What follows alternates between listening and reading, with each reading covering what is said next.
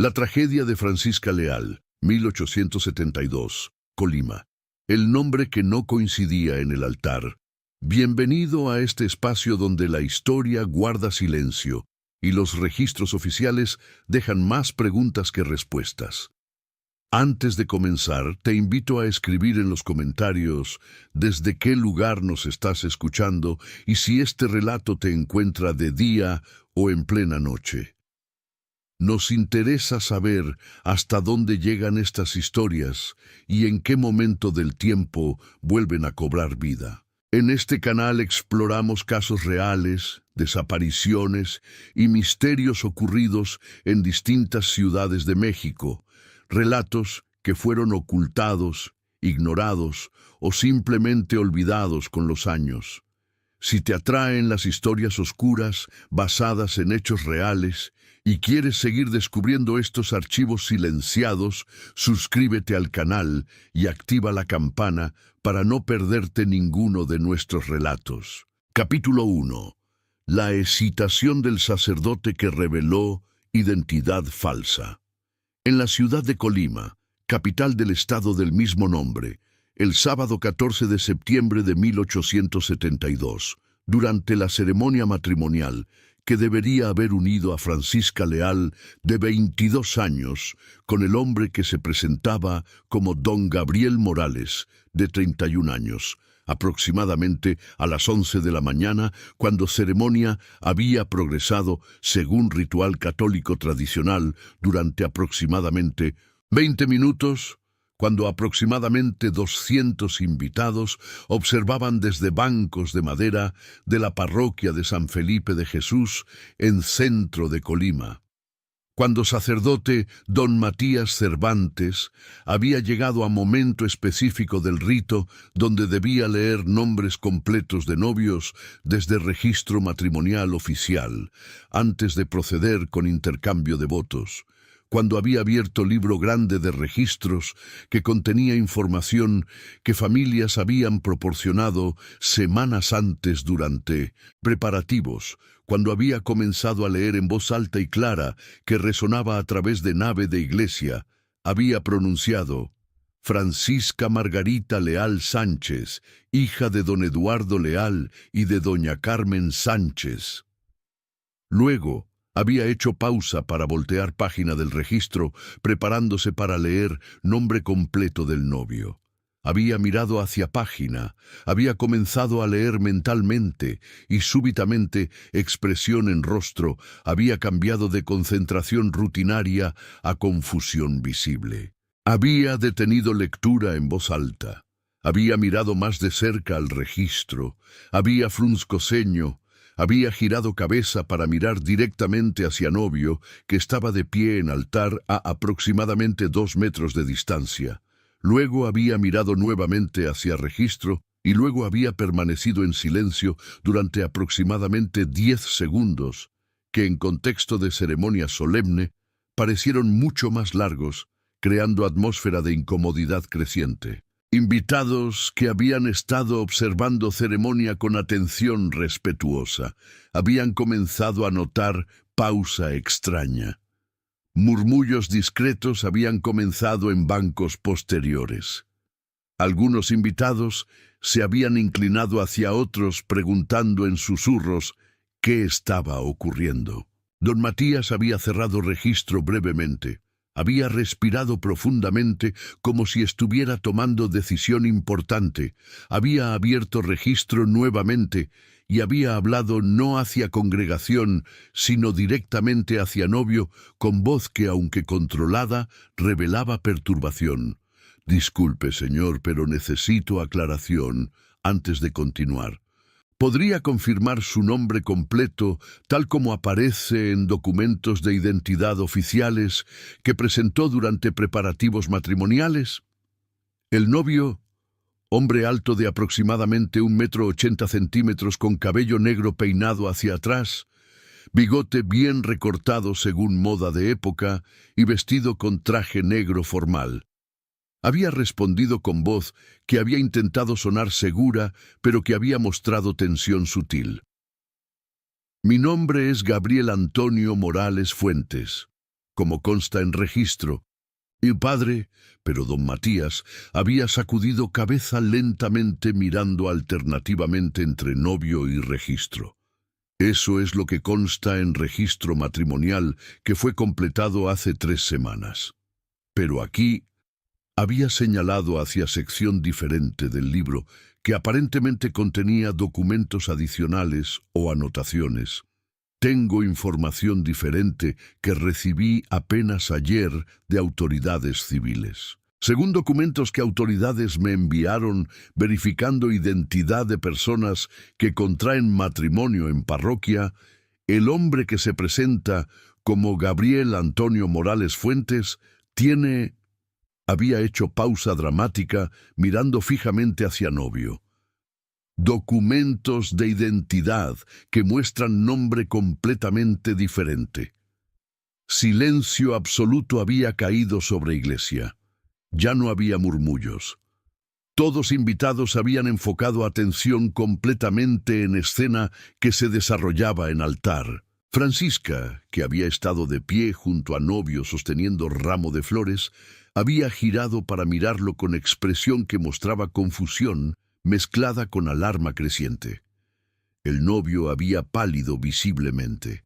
Había intentado responder, pero voz había salido como susurro apenas audible. «Padre, debe haber error en documentos que autoridades enviaron». Pero don Matías había interrumpido con voz que había aumentado en volumen y en autoridad. «No hay error. Documentos son claros. El nombre que aparece en certificado de nacimiento y en documentos oficiales de identidad del hombre que está de pie aquí no es Gabriel Antonio Morales Fuentes. Había leído desde documento que había sacado de registro Sebastián Rodrigo Ugarte Mendoza.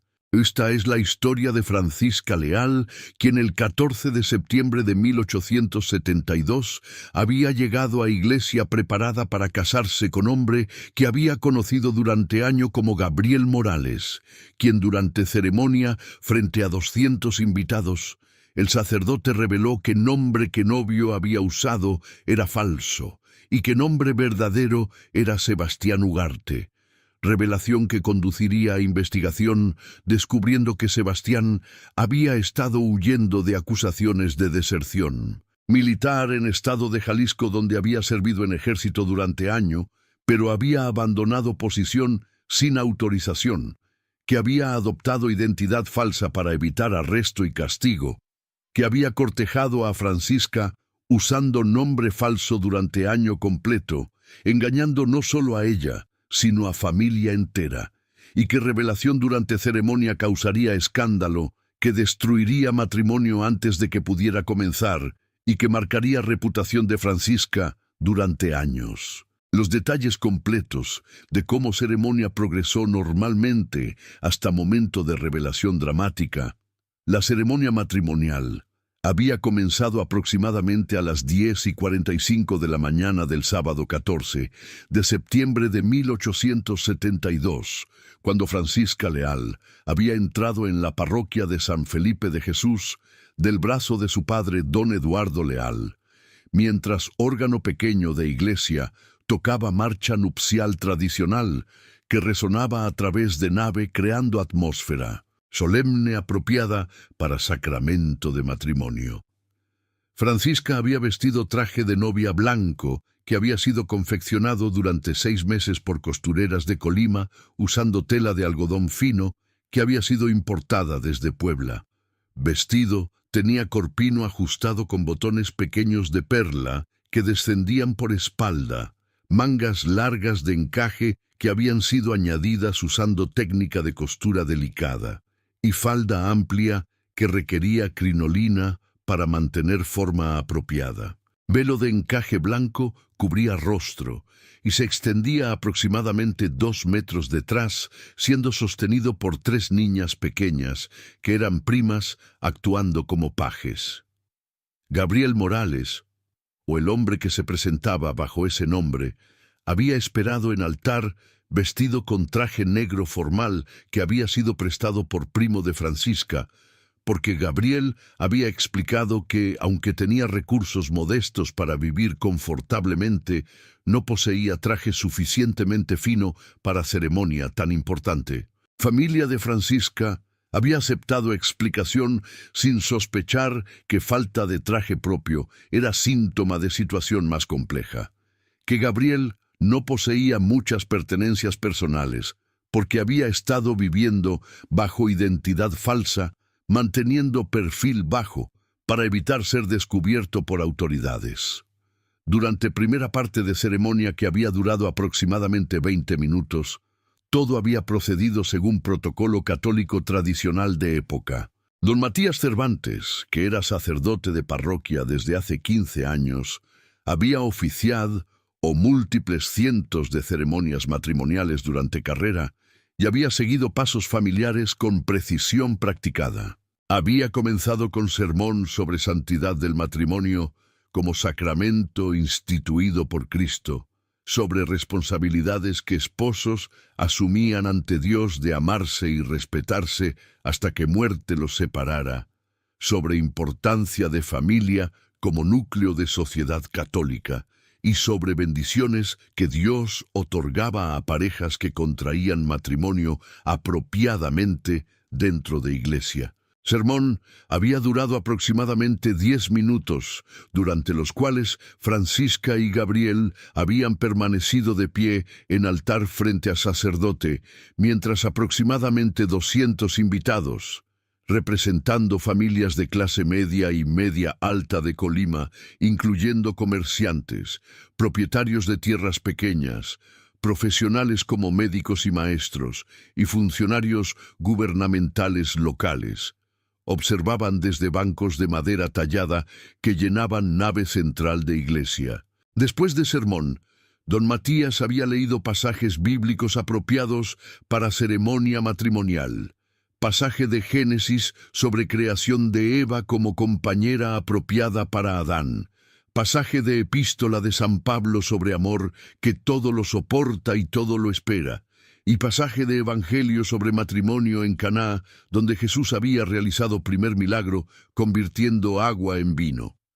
Lecturas habían tomado aproximadamente 5 minutos adicionales. Luego, don Matías había procedido con bendición de anillos de oro que Gabriel había comprado.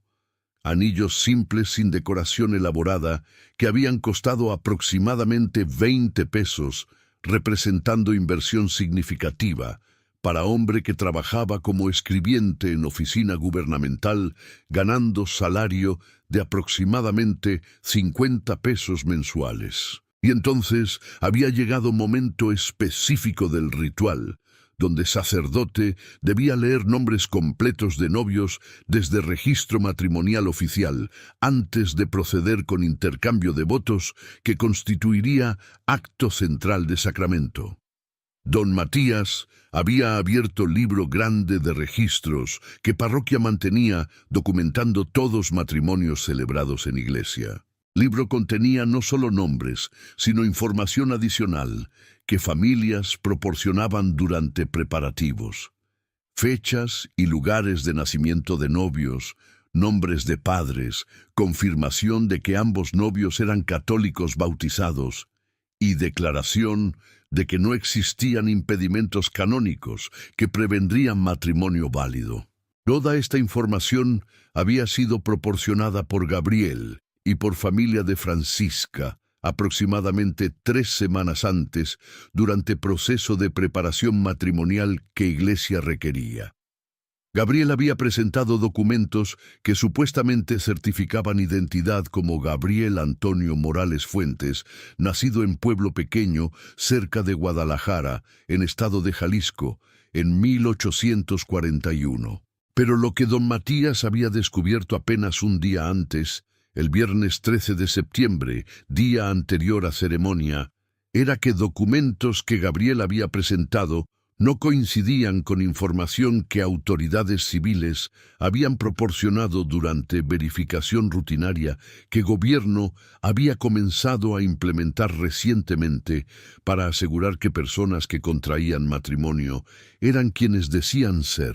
Sistema de verificación había sido establecido aproximadamente 6 meses antes, en principios de 1872, como respuesta a casos previos, donde personas habían usado identidades falsas para contraer matrimonios bígamos o para evadir responsabilidades legales. Autoridades civiles ahora revisaban documentos de identidad presentados en iglesias contra registros centrales mantenidos en capitales de estados. En caso de Gabriel, cuando autoridades de Colima habían enviado solicitud a autoridades de Jalisco pidiendo confirmación de que Gabriel Antonio Morales Fuentes, nacido en fecha y lugar especificados, existía en registros, respuesta había sido negativa. No había registro de persona con ese nombre nacida en ese lugar, en esa fecha. Pero búsqueda adicional había revelado algo más. En registros militares de Jalisco había notas sobre hombre llamado Sebastián Rodrigo Ugarte Mendoza, que había desertado de ejército en 1871 y que era buscado para arresto. Descripción física de Sebastián coincidía exactamente con descripción de Gabriel. Altura aproximada de 1,80 m, constitución delgada pero atlética, cabello negro, ojos color café oscuro, cicatriz pequeña en mano derecha, causada aparentemente por accidente durante infancia. Cuando esta información había llegado a don Matías el viernes por tarde, apenas 12 horas antes de ceremonia programada, sacerdote había enfrentado dilema moral y práctico. Debía proceder con ceremonia, asumiendo que quizás había error en documentos de autoridades, o debía confrontar a Gabriel privadamente antes de ceremonia, arriesgando que Gabriel huyera si era efectivamente desertor usando identidad falsa. O debía proceder con ceremonia hasta momento apropiado, y luego confrontar públicamente, exigiendo aclaración. Don Matías había decidido opción final. Procedería con ceremonia hasta momento donde debía leer nombre del novio, y en ese punto confrontaría situación públicamente porque si Gabriel era efectivamente desertor viviendo bajo identidad falsa, matrimonio contraído bajo nombre falso sería inválido canónicamente y legalmente, y era mejor detener ceremonia que permitir matrimonio inválido que causaría problemas mayores posteriormente. Y entonces había llegado ese momento. Don Matías había leído nombre de Francisca sin problema. Había volteado página preparándose para leer nombre de Gabriel. Había visto nombre Gabriel Antonio Morales Fuentes, que había sido registrado 3 semanas antes. Pero había visto también nota que él mismo había agregado ese viernes cuando información de autoridades había llegado. Verificar identidad. Posible discrepancia con registros oficiales de Jalisco. Había mirado hacia Gabriel, que estaba de pie en altar, aparentemente calmado, aunque análisis posterior de testigos revelaría que había mostrado tensión sutil en postura. Hombros ligeramente elevados, manos apretadas juntas con más fuerza que necesaria, respiración que, aunque controlada, era ligeramente más rápida que normal. Y don Matías había tomado decisión de confrontar directamente, preguntando a Gabriel que confirmara nombre completo, tal como aparecía en documentos oficiales de identidad. Cuando Gabriel había respondido, Gabriel Antonio Morales Fuentes, don Matías había declarado que tenía información diferente de autoridades. Y cuando había pronunciado nombre verdadero, Sebastián Rodrigo Ugarte Mendoza, reacción había sido inmediata y dramática no solo de Gabriel, sino de toda congregación. Gabriel había pálido visiblemente. Color había drenado de rostro dejando tono casi gris. Había abierto boca, como si fuera a hablar, pero no había producido sonido. Manos que habían estado apretadas juntas habían comenzado a temblar visiblemente. Francisca, que había estado de pie junto a Gabriel, sosteniendo ramo de flores blancas y azucenas, había girado para mirarlo con expresión que en espacio de segundos había pasado de confusión a comprensión horrible. Ramo había caído de manos, golpeando suelo de piedra de iglesia con sonido sordo, que en silencio absoluto que había caído sobre nave, había sido claramente audible. Invitados habían reaccionado con expresiones variadas. Algunos habían permanecido en silencio, procesando revelación. Otros habían comenzado a murmurar urgentemente con personas sentadas cerca. Algunos habían levantado de bancos para ver mejor lo que estaba ocurriendo en altar. Don Eduardo Leal, que era padre de Francisca y que había estado sentado en banco de primera fila, había levantado con expresión de ira creciendo en rostro. Había caminado rápidamente hacia altar, había posicionado entre Gabriel y Francisca como si protegiera a hija, y había demandado con voz que resonó a través de iglesia: ¿qué significa esto? ¿Has estado usando nombre falso? ¿Quién eres realmente? Capítulo 2. Colima en 1872. Contexto histórico de ciudad pequeña. Durante época de inestabilidad.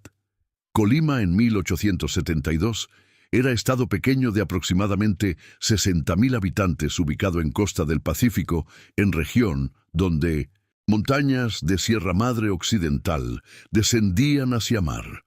Capital que llevaba mismo nombre que estado, tenía aproximadamente 10.000 habitantes y servía como centro administrativo, comercial y religioso de región.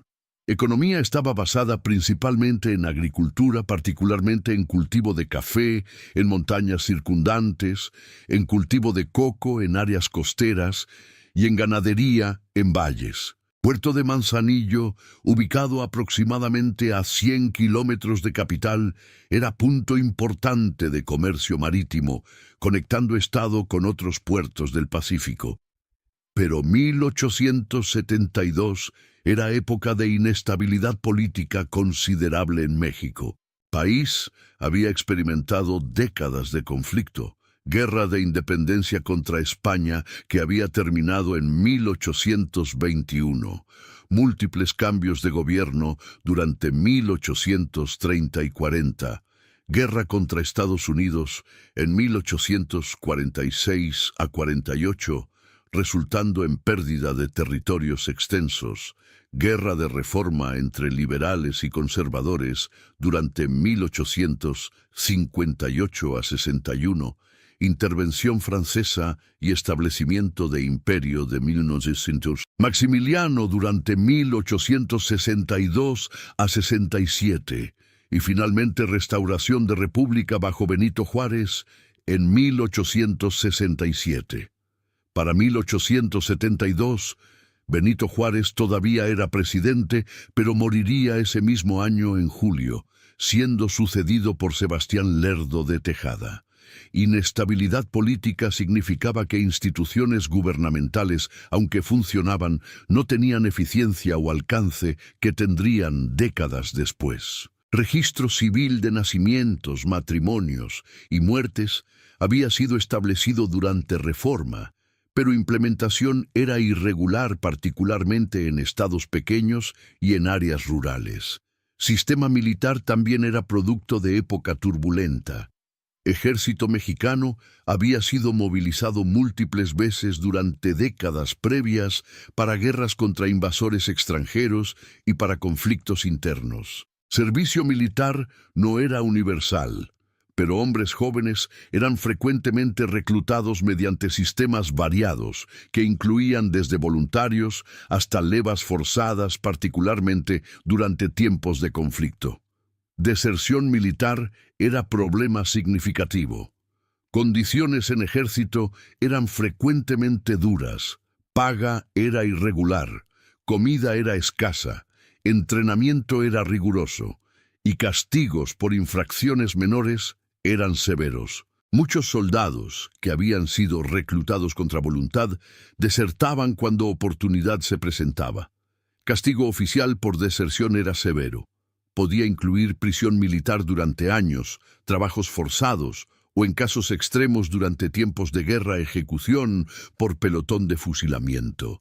Pero aplicación de castigo dependía de si desertor era capturado. En época cuando comunicación entre estados era lenta, dependiente de correo que viajaba por caminos de tierra en carruajes o a caballo, y cuando registros centralizados de identidad no existían, desertor que huía a otro estado y que adoptaba identidad nueva, podía vivir durante años sin ser descubierto, particularmente si evitaba llamar atención de autoridades. Esto era contexto en el cual Sebastián Ugarte había operado. Había desertado de ejército en Jalisco en 1871. Había viajado a Colima adoptando identidad falsa como Gabriel Morales. Había vivido tranquilamente durante años trabajando como escribiente. Y había cortejado a Francisca planeando matrimonio que habría consolidado nueva identidad permanentemente. Pero sistema nuevo de verificación de identidad que gobierno había comenzado a implementar, sistema que, aunque rudimentario por estándares modernos, era avance significativo para época, había detectado discrepancia finalmente, resultando en revelación dramática durante ceremonia. Capítulo 3. La historia completa de Sebastián Ugarte, reclutamiento militar, deserción y adopción de identidad falsa. Sebastián Rodrigo Ugarte.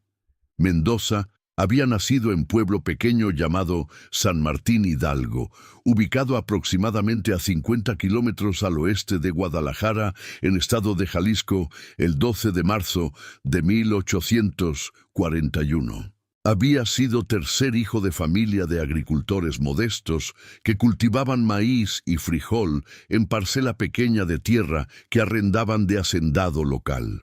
Durante infancia y adolescencia, Sebastián había trabajado en campos ayudando a padre con cultivo. Había asistido a escuela primaria del pueblo durante 3 años, aprendiendo a leer y escribir básicamente, pero abandonando educación formal a edad de 10 años para trabajar tiempo completo en agricultura. Y había vivido vida que, aunque modesta económicamente, era estable y feliz dentro de comunidad pequeña donde todos habitantes se conocían.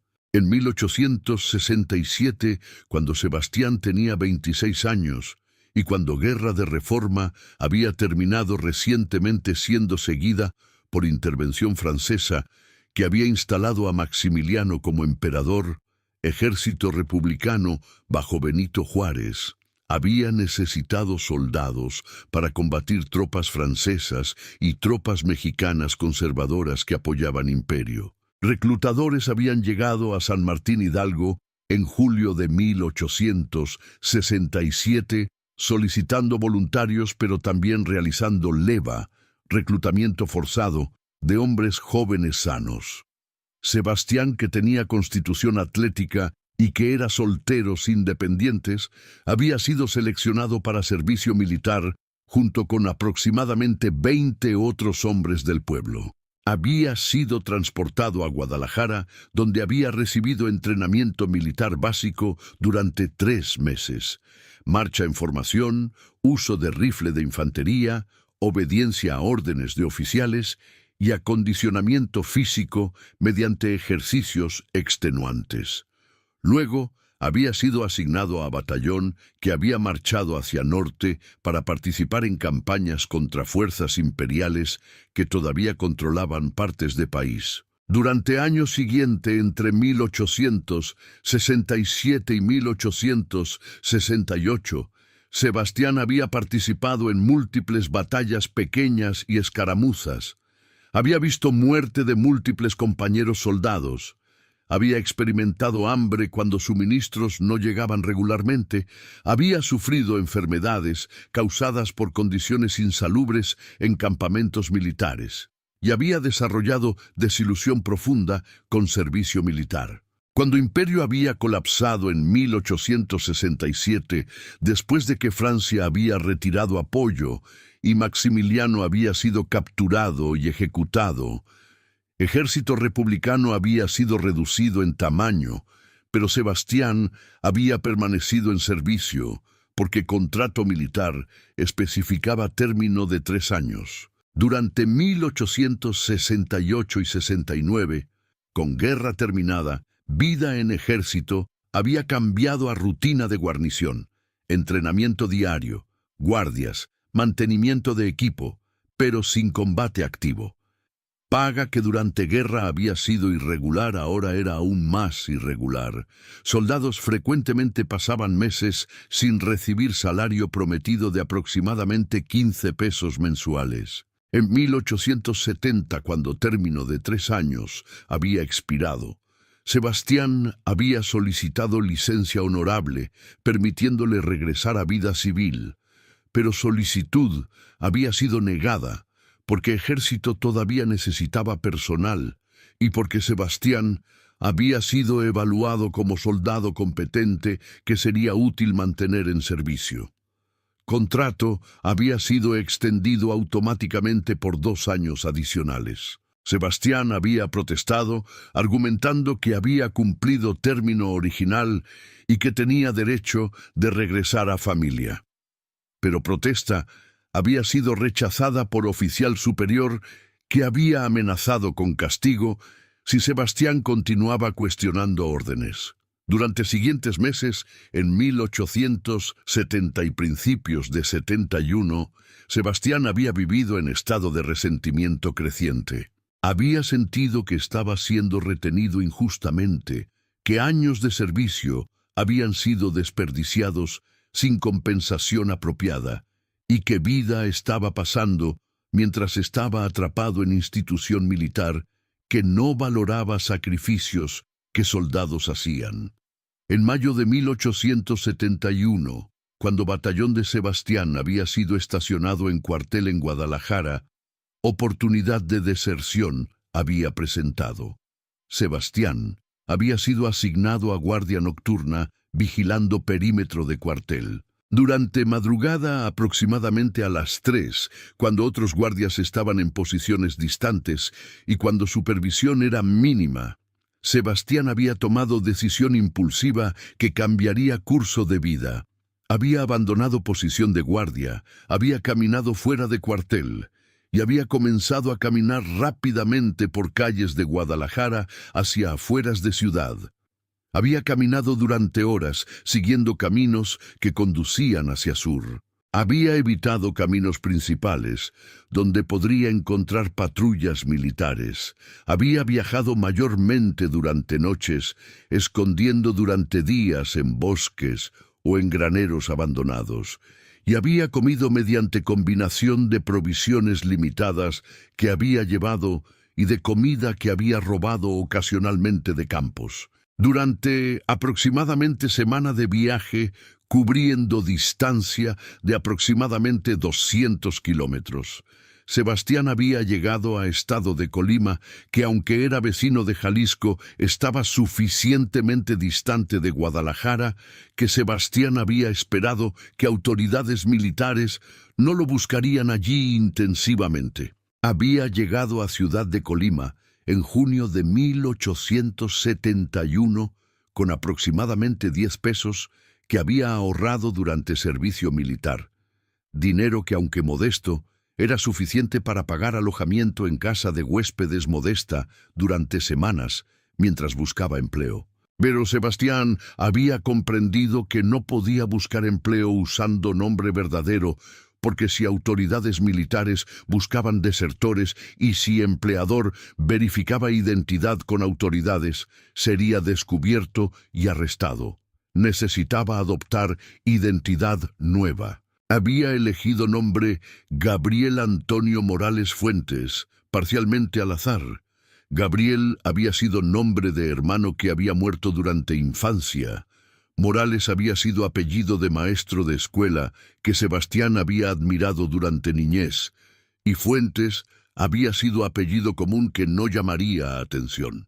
Había fabricado historia personal simple, que había nacido en pueblo pequeño cerca de Guadalajara, que padres habían muerto cuando era adolescente, que había trabajado como escribiente en Guadalajara, pero había decidido mudarse a Colima buscando oportunidades nuevas. Durante primeros meses en Colima, viviendo como Gabriel, Sebastián había mantenido perfil bajo evitando llamar atención. Había encontrado empleo como escribiente en oficina gubernamental local, donde trabajo consistía en copiar documentos, mantener registros y preparar correspondencia para funcionarios.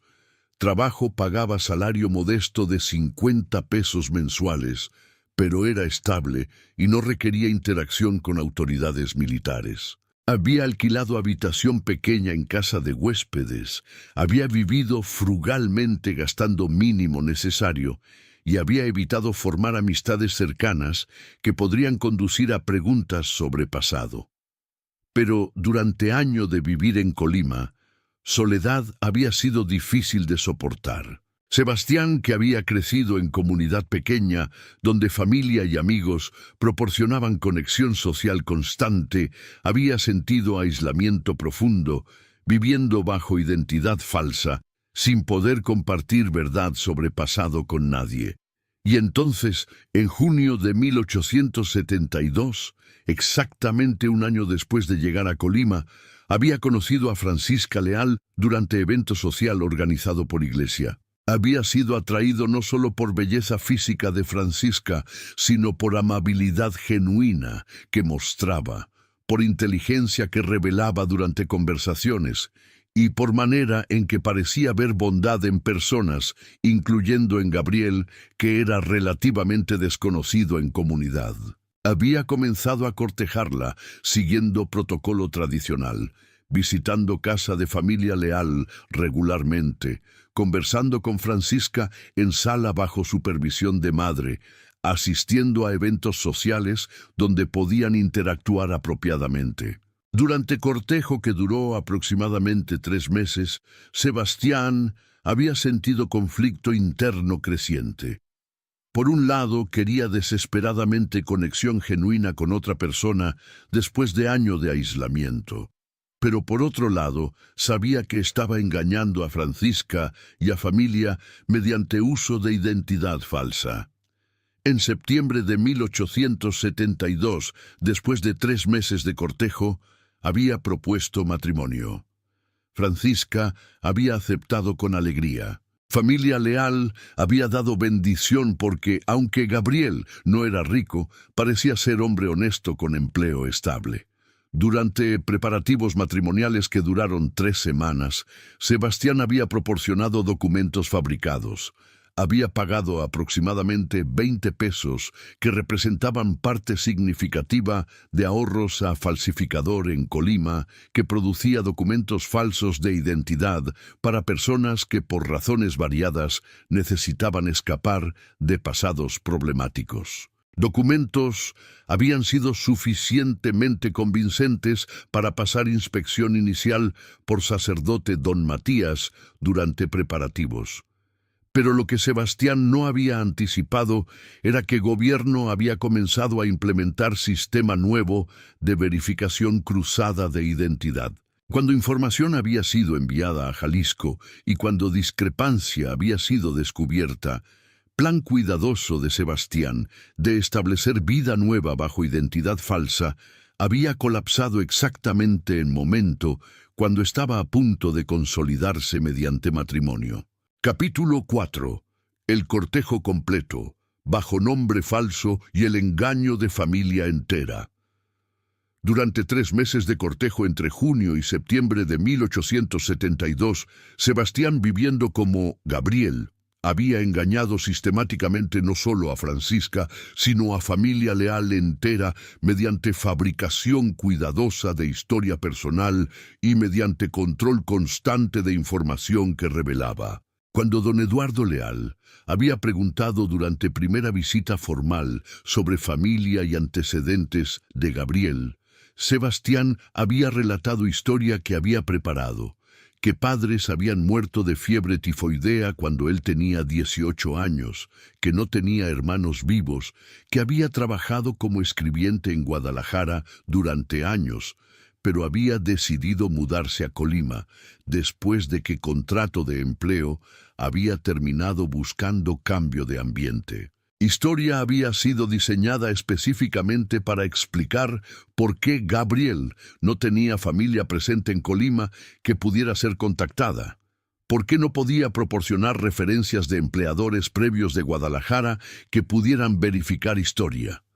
Argumentaba que negocios habían cerrado durante crisis económicas. ¿Y por qué prefería no hablar extensivamente sobre pasado? Argumentaba que pérdida de padres era tema doloroso. Don Eduardo, que era comerciante próspero, operando tienda que vendía productos agrícolas, pero que no tenía experiencia detectando engaño elaborado, había aceptado historia de Gabriel sin sospecha significativa. Había evaluado a Gabriel basándose en comportamiento observable. Era educado durante visitas, hablaba con respeto apropiado, tenía empleo estable, vestía apropiadamente aunque modestamente y mostraba afecto genuino hacia Francisca. Francisca, que tenía 22 años y que había recibido educación apropiada para mujer de clase media, había asistido a escuela primaria donde había aprendido a leer y escribir, había estudiado música básica, particularmente piano, y había aprendido habilidades domésticas como costura y cocina. También había aceptado historia de Gabriel sin cuestionar. Había sentido compasión por hombre que había perdido familia y que estaba solo en mundo. Y compasión había contribuido a atracción que sentía. Durante cortejo, Sebastián había sido cuidadoso, manteniendo distancia emocional suficiente que prevenía que intimidad condujera a preguntas más profundas sobre pasado, mientras simultáneamente mostraba afecto genuino que hacía cortejo convincente. Había compartido opiniones sobre temas variados, política, religión, familia, futuro, que eran honestas en substancia, aunque con texto de identidad falsa, hacía que cada conversación fuera fundamentalmente deshonesta. Había participado en eventos sociales con familia leal, cenas dominicales después de misa, celebraciones de santos patronos, paseos en plaza principal de Colima durante tardes. Durante estos eventos, había interactuado con círculo social más amplio de familia, incluyendo tíos, tías, primos y amigos cercanos. Todos habían aceptado a Gabriel como pretendiente apropiado para Francisca. Cuando había propuesto matrimonio en septiembre, ceremonia había sido planificada con detalle apropiado para familia de clase media. Ceremonia en iglesia principal de Colima, recepción modesta en casa de familia leal, con aproximadamente 200 invitados, banquete con platillos tradicionales y música proporcionada por músicos locales. Sebastián había participado en todos preparativos, sabiendo todo el tiempo que estaba construyendo matrimonio sobre fundamento de mentiras. Conflicto interno había sido intenso. Parte de él había querido revelar verdad a Francisca, esperando que comprensión y amor conducirían a perdón. Pero otra parte había temido que revelación resultaría en rechazo inmediato y posiblemente en reporte a autoridades militares, resultando en arresto. Había decidido finalmente proceder con matrimonio sin revelar verdad, racionalizando decisión mediante argumentos que, aunque tenían lógica emocional, ignoraban deshonestidad fundamental. Que una vez que estuviera casado con Francisca y que familia leal fuera familia política, estarían menos inclinados a reportarlo a autoridades, que con tiempo podría revelar verdad gradualmente permitiendo que Francisca comprendiera razones por las cuales había adoptado identidad falsa y que matrimonio basado en amor genuino que sentía por Francisca, eventualmente superaría problemas causados por engaño inicial. Pero sistema de verificación de identidad había destruido plan antes de que matrimonio pudiera ser consumado. Capítulo 5. La confrontación dramática en la iglesia y la confesión forzada. Cuando don Matías había revelado nombre verdadero Sebastián Rodrigo Ugarte Mendoza y cuando don Eduardo había demandado explicación, Sebastián había enfrentado momento de decisión. Podía intentar continuar negando verdad, argumentando que había error en documentos de autoridades, o podía confesar finalmente, liberándose de carga de mentiras que había sostenido durante más de año. Durante aproximadamente 30 segundos, después de pregunta de don Eduardo, Sebastián había permanecido en silencio, mirando alternativamente hacia don Matías, hacia don Eduardo y hacia Francisca, cuya expresión mostraba mezcla de confusión, dolor y traición. Finalmente había hablado con voz que, aunque baja, fue audible en silencio que llenaba iglesia. Es verdad, mi nombre real es Sebastián Ugarte. Gabriel Morales fue nombre que adopté cuando llegué a Colima hace año. Y razón, había hecho pausa, respirando profundamente. Razón por la cual adopté identidad falsa es que soy desertor del ejército. Deserté de servicio militar en Jalisco en mayo del año pasado. Vine a Colima huyendo de arresto por deserción. Reacción había sido explosiva. Don Eduardo había gritado con voz llena de ira: «Desertor, has estado usando nombre falso, has engañado a mi familia durante meses, has cortejado a mi hija bajo identidad mentirosa». Había agarrado brazo de Sebastián con intención aparente de sacarlo físicamente de iglesia, pero otros hombres de familia habían intervenido conteniendo a don Eduardo mientras situación era procesada. Francisca había comenzado a llorar, sollozos profundos que habían sacudido cuerpo entero. Madre doña Carmen había acudido rápidamente desde banco, había abrazado a hija y había comenzado a guiarla hacia salida de iglesia, alejándola de escena. Invitados habían estallado en conversaciones múltiples simultáneas, creando ruido que contrastaba con silencio previo. Algunos expresaban indignación por engaño, otros expresaban lástima por Francisca, otros debatían qué debía ocurrir posteriormente. Don Matías había levantado voz para restaurar orden. «Por favor, todos, silencio. Esta es casa de Dios. Debemos manejar situación con dignidad». Había girado hacia Sebastián. «¿Confirmas que información que autoridades me proporcionaron es correcta, que eres efectivamente Sebastián Ugarte, desertor militar buscado en Jalisco?» Sebastián había asentido con expresión de derrota. «Sí, padre, es verdad. Deserté porque había cumplido término original de 3 años, pero ejército había extendido servicio sin mi consentimiento. Me sentía atrapado injustamente. Pero sé que deserción es crimen militar, sé que hay consecuencias. Y matrimonio bajo nombre falso habría sido inválido». Don Matías había declarado: «No puedo proceder con ceremonia. Debo informar a autoridades civiles sobre situación». Sebastián había comprendido que futuro que había intentado construir mediante engaño estaba destruido completamente. Matrimonio no ocurriría. Francisca lo odiaba. Familia leal lo despreciaba. Y autoridades serían notificadas, resultando probablemente en arresto. Había intentado hablar directamente a Francisca, que estaba siendo consolada por madre. «Francisca, por favor, escúchame. Sé que te he engañado. Sé que he cometido error terrible. Pero sentimientos que tengo hacia ti son genuinos. Te amo verdaderamente. No fue engaño cuando dije que quería pasar vida contigo». Pero Francisca había respondido con voz que, aunque débil por sollozos, era clara en rechazo: «No te conozco. Hombre que conocía era Gabriel.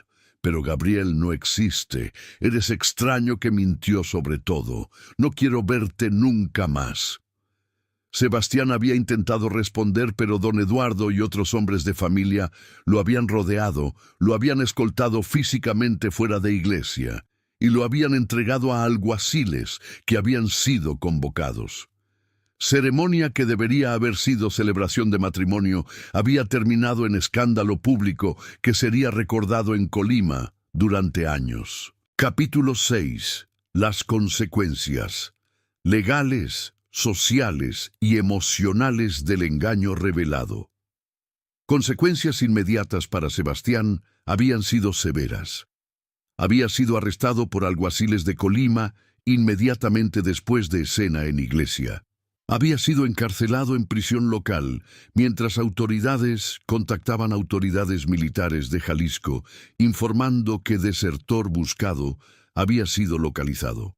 Aproximadamente una semana después, escolta militar había llegado desde Guadalajara para transportar a Sebastián de regreso a Jalisco, donde enfrentaría corte marcial por deserción.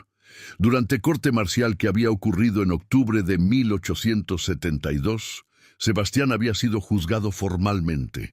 Había admitido deserción, pero había argumentado circunstancias atenuantes, que había cumplido término original de servicio, que extensión había sido implementada sin consulta o consentimiento, que condiciones en ejército habían sido insoportables. Pero Tribunal Militar había rechazado argumentos. Deserción era crimen grave que socavaba disciplina militar. Hecho de que Sebastián había adoptado identidad falsa y había evadido captura durante año, había agravado crimen, demostrando premeditación y engaño deliberado. Sentencia había sido 5 años de prisión militar con trabajos forzados. Sebastián había cumplido sentencia completa en prisión militar en Guadalajara, realizando trabajo duro, construyendo fortificaciones y manteniendo instalaciones militares. Había sido liberado finalmente en 1877 a edad de 36 años. Había regresado a pueblo natal San Martín Hidalgo, donde había vivido resto de vida trabajando como agricultor. Nunca se había casado y había muerto en 1910 a edad de 69 años, habiendo vivido últimas décadas de vida marcadas por reputación de desertor y por arrepentimiento de engaño que había destruido oportunidad de matrimonio con Francisca. Para Francisca, consecuencias habían sido diferentes pero igualmente devastadoras. Día que debería haber sido más feliz de vida, se había transformado en humillación pública. Durante semanas después de escándalo, había sido objeto de chisme constante en Sociedad de Colima. Historia de novio que había usado identidad falsa y que había resultado ser desertor militar había sido contada y recontada con variaciones que exageraban elementos dramáticos. Algunas versiones sugerían que Francisca debería haber sospechado engaño porque Gabriel nunca había hablado de familia. Otras versiones especulaban que quizás Francisca había sabido verdad y había estado dispuesta a casarse con desertor. Francisca, aunque inocente completamente de engaño, había sufrido daño a reputación.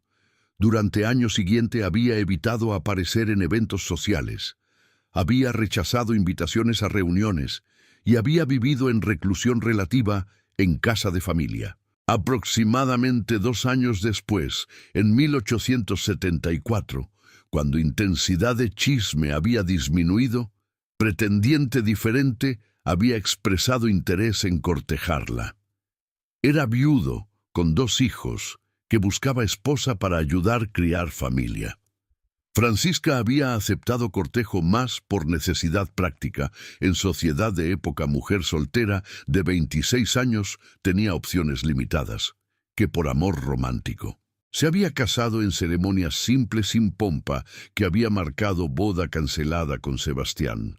Matrimonio había sido funcional pero no feliz. Marido había sido hombre distante emocionalmente que había visto a Francisca principalmente como empleada doméstica y como madre para hijos. Francisca había vivido resto de vida cumpliendo deberes de esposa y madre, pero guardando en corazón amor que había sentido por Gabriel. Amor que, aunque basado en engaño, había sido genuino desde perspectiva de ella. Había muerto en 1920 a edad de 70 años, habiendo vivido vida marcada por evento de ceremonia cancelada que había destruido futuro que había imaginado. Capítulo 7. El legado y las lecciones.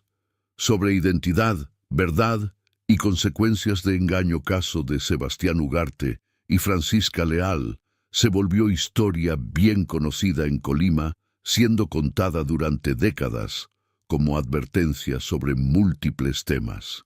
Sobre engaño en cortejo. Historia ilustró cómo construcción de relación sobre fundamento de mentiras inevitablemente conduce a destrucción cuando verdad es revelada. Sebastián había racionalizado engaño, argumentando que amor genuino eventualmente superaría deshonestidad inicial, pero revelación había demostrado que confianza una vez quebrada por engaño fundamental es casi imposible de restaurar.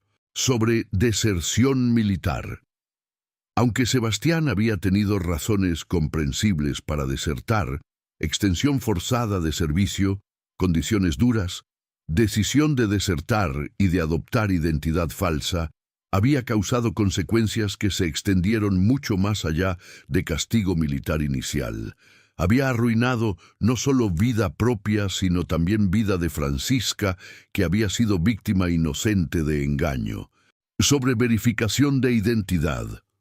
Caso había demostrado importancia de sistemas gubernamentales para verificar identidad de personas, particularmente en contextos donde identidad falsa podía ser usada para evadir responsabilidades legales o para cometer fraudes.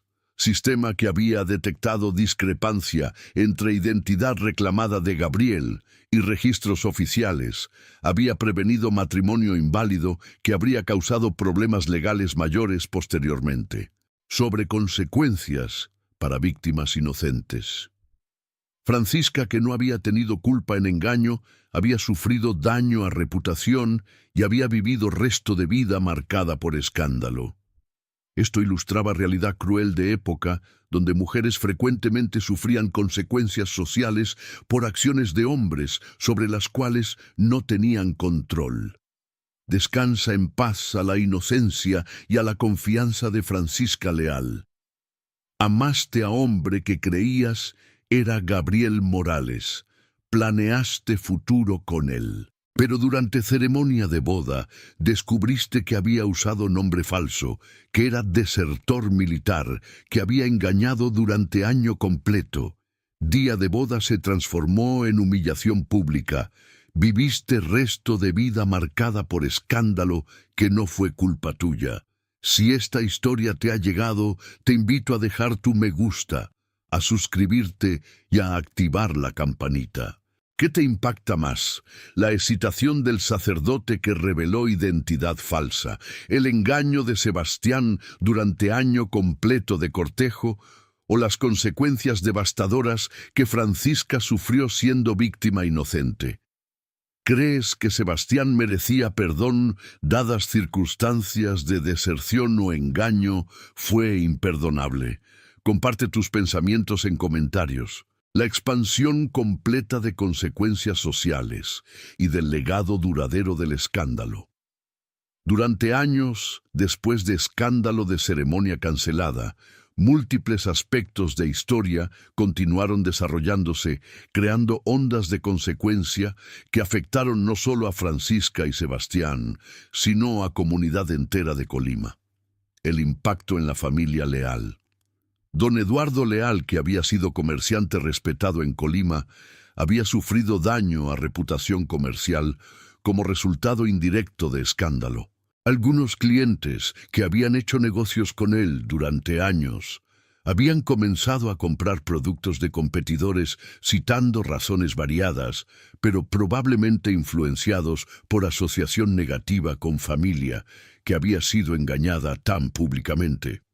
Doña Carmen, que era madre de Francisca, había culpado a sí misma por no haber detectado señales de que Gabriel no era quien decía ser. Durante meses después de escándalo, había revisado mentalmente todas conversaciones que había tenido con Gabriel. Había analizado cada detalle que él había compartido sobre pasado. Había buscado inconsistencias que debería haber notado. Aunque objetivamente no había tenido manera razonable de detectar engaño elaborado, había internalizado culpa profundamente. Hermanos menores de Francisca, 2 hermanas y un hermano que habían tenido entre 15 y 19 años en momento de escándalo, también habían sido afectados.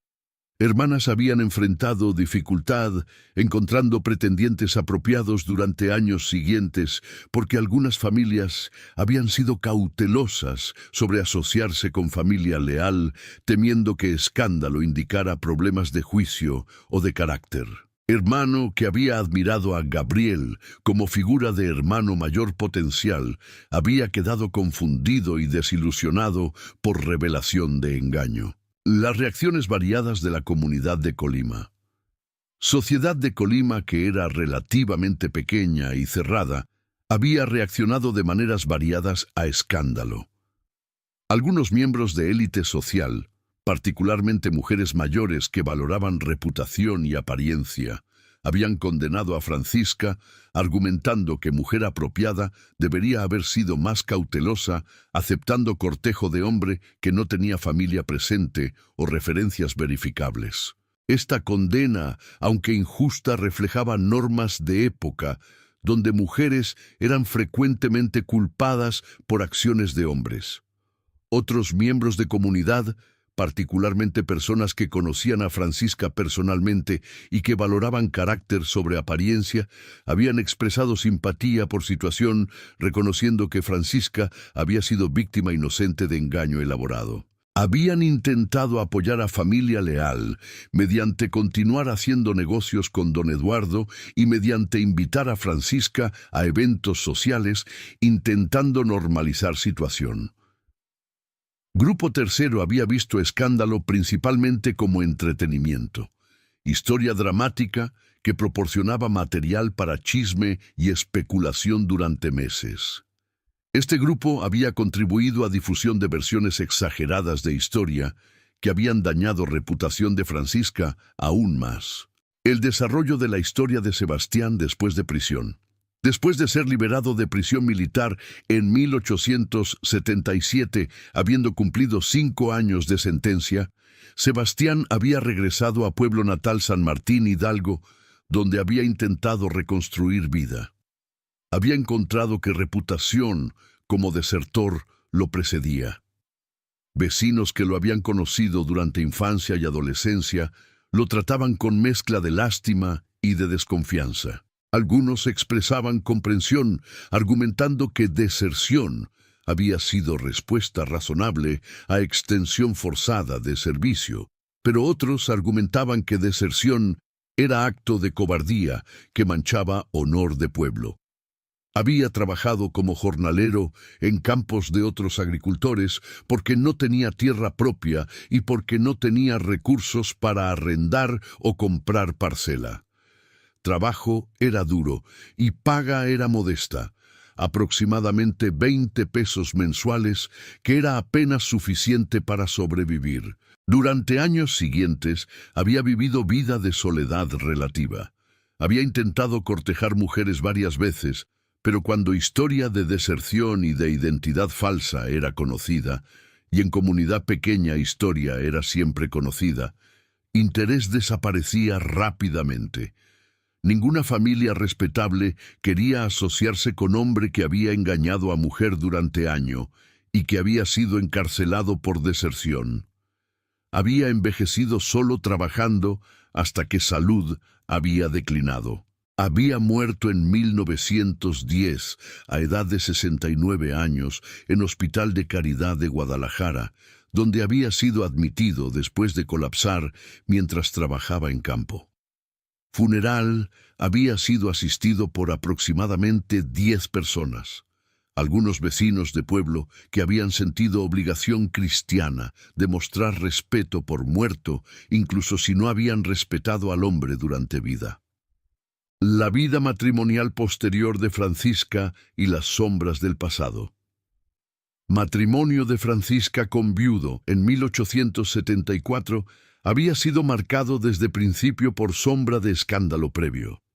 Marido, hombre llamado don Tomás Ruiz, que tenía 40 años en momento de matrimonio, había sido consciente de historia de Francisca con Gabriel Sebastián antes de proponer. Había elegido a Francisca no por amor romántico, sino porque necesitaba mujer para criar hijos de primer matrimonio. y porque Francisca, como mujer de 26 años, con reputación dañada, representaba opción que probablemente aceptaría propuesta de hombre que no era particularmente deseable. Don Tomás era conocido por ser tacaño, temperamental y emocionalmente frío. Durante matrimonio que duró hasta muerte de don Tomás en 1905, Francisca había cumplido deberes de esposa y de madre adoptiva con dedicación que, aunque era motivada más por deber que por alegría, era genuina. Había criado 2 hijos de primer matrimonio de don Tomás, niño de 8 años y niña de 6 años en momento de matrimonio, con amor maternal que había compensado parcialmente por falta de amor de padre. Había tenido 3 hijos propios con don Tomás durante década siguiente. Maternidad había proporcionado propósito y alegría que matrimonio en sí no proporcionaba. Pero durante todo matrimonio, Francisca había guardado en corazón memoria de Gabriel, no Sebastián el desertor que había engañado, sino Gabriel, el hombre amable y educado que había cortejado con respeto, que había conversado sobre futuro con entusiasmo, que había mostrado afecto genuino, aunque con texto fuera fundamentalmente deshonesto. Había comprendido intelectualmente que Gabriel había sido ficción, pero emocionalmente no había podido dejar ir completamente amor que había sentido durante esos 3 meses de cortejo. Durante últimos años de vida después de muerte de don Tomás, cuando había vivido con hijo mayor y familia de él, había ocasionalmente compartido historia con nietos. Había contado no como drama romántico, sino como lección sobre importancia de honestidad, sobre cómo engaño, aunque motivado por desesperación inevitable, causa dolor a personas inocentes, y sobre cómo confianza, una vez rota, es casi imposible de restaurar.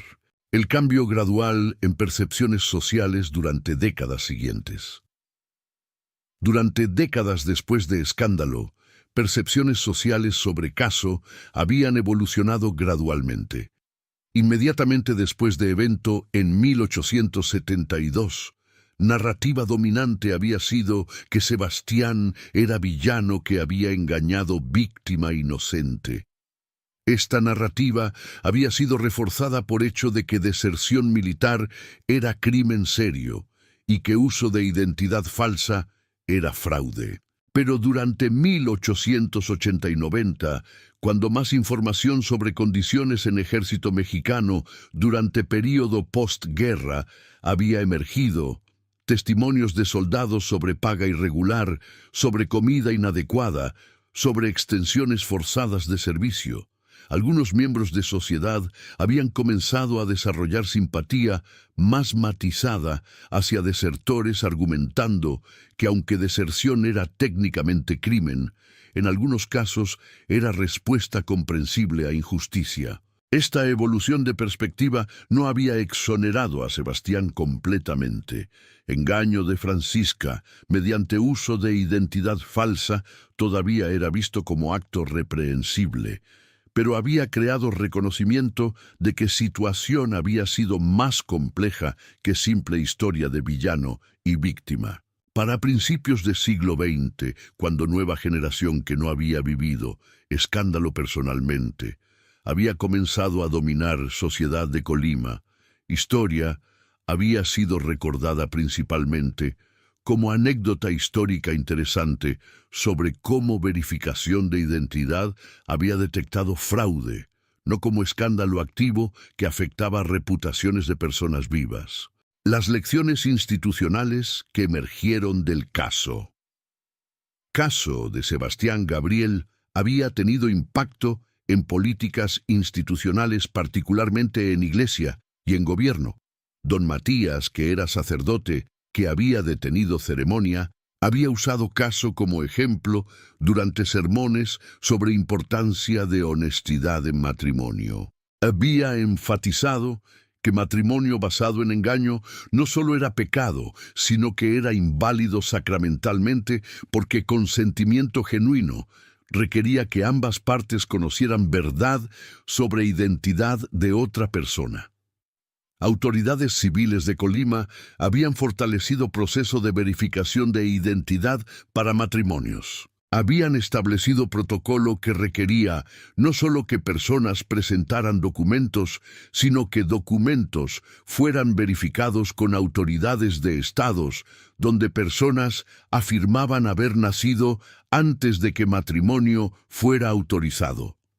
Este protocolo había continuado evolucionando durante décadas siguientes, eventualmente convirtiéndose en sistema más robusto de registro civil que México desarrolló durante finales del siglo XIX y principios de XX. Caso también había sido usado en educación legal como ejemplo de fraude de identidad y de consecuencias que podían resultar. Estudiantes de Derecho en universidades de México durante finales del siglo XIX ocasionalmente estudiaban caso como ejemplo de intersección entre derecho militar, derecho civil y derecho canónico. La reflexión final sobre significado del caso. Historia de Francisca Leal y Sebastián Ugarte representa más que simple anécdota sobre ceremonia de boda interrumpida. Representa tensión fundamental entre necesidad humana de reinventarse, escapando de pasados problemáticos, y obligación social de honestidad, particularmente en contextos donde decisiones afectan a otras personas profundamente. Sebastián había enfrentado situación genuinamente difícil. Había sido retenido en ejército contra voluntad después de cumplir término original de servicio. Deserción, aunque técnicamente criminal, había sido motivada por deseo legítimo de libertad. Adopción de identidad falsa había sido estrategia para evitar consecuencias de deserción, permitiéndole construir vida nueva. Pero decisión de cortejar a Francisca y de proceder con matrimonio bajo identidad falsa había cruzado línea de autopreservación a fraude que dañaba a otra persona. Aunque Sebastián probablemente había amado a Francisca genuinamente, amor construido sobre fundamento de mentiras fundamentales no podía sobrevivir revelación de verdad. Francisca había sido víctima perfecta de engaño elaborado. Había confiado en hombre que parecía honesto y amable, había aceptado historia que él presentaba sin razón para sospechar falsedad, y había sufrido consecuencias devastadoras cuando verdad fue revelada públicamente de manera más humillante posible. Caso sirve como recordatorio de que aunque circunstancias pueden crear presiones que hacen engaño parecer necesario o justificado, consecuencias de engaño, particularmente cuando afecta a personas inocentes, inevitable, exceden cualquier beneficio que engaño podría proporcionar. Verdad, aunque dolorosa, es fundamento necesario para cualquier relación genuina. Y intento de construir vida o amor sobre mentiras está destinado a colapsar eventualmente con daño multiplicado por demora de revelación. Gracias por escuchar esta historia de ceremonia de boda interrumpida cuando sacerdote descubrió que nombre del novio no correspondía con registro oficial, revelación que expuso deserción militar y año de engaño que destruyó matrimonio antes de comenzar y que marcó vidas de todos involucrados. Hasta el próximo caso. Si esta historia te ha llegado, te invito a dejar tu me gusta, a suscribirte y a activar la campanita. Comparte en los comentarios. Gracias. Hasta el próximo caso.